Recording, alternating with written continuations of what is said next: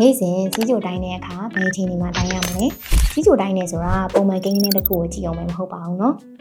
ကိုယ့်ရဲ့နေထိုင်စားသောက်မှုပုံစံပေါ်မူတည်ပြီးခန္ဓာကိုယ်ပေါ်မှာဘယ်လိုတက်ရောက်မှုရှိလဲဆိုတာကိုသိဖို့ပါဒါကြောင့်စီးကြိုတိုင်းတဲ့အခါမှာစိတ်ထင်တိုင်းမဟုတ်ပဲဒီအချိန်၃ချိန်မျိုးမှာတိုင်းသင့်ပါတယ်เนาะပထမဆုံးတစ်ခုက FPS လို့ခေါ်တဲ့အစာနဲ့၈နာရီကြာဝေးတဲ့အချိန်မိနစ်စောစောမှာတိုင်းတာပါ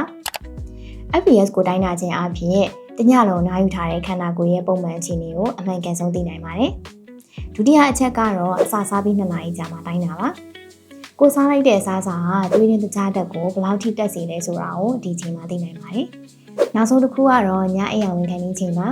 ညဘက်မှာသွေးရင်းတကြားတက်ကိုအရင်ကျသွားတာမျိုးမဖြစ်ရအောင်ဒီအချိန်မှာတိုင်းတာပြီးတော့ကောက်ွယ်နိုင်ပါတယ်။ကဲအခုပြောသွားတဲ့အချိန်လေးမှာပုံမှန်မှတ်တမ်းယူထားမယ်ဆိုရင်ဆရာဝန်နဲ့ပြတဲ့အခါမှာလည်းပိုပြီးတိကျတဲ့ကုသမှုတွေကိုရယူနိုင်မှာဖြစ်တဲ့အတွက်စီးကြိုဝေဒနာရှင်တွေအနေနဲ့သွေးရင်းတကြားတက်ကိုပုံမှန်တိုင်းတာပြီးဖို့အတွက်အကြံပြုပေးလိုက်ပါတယ်ရှင်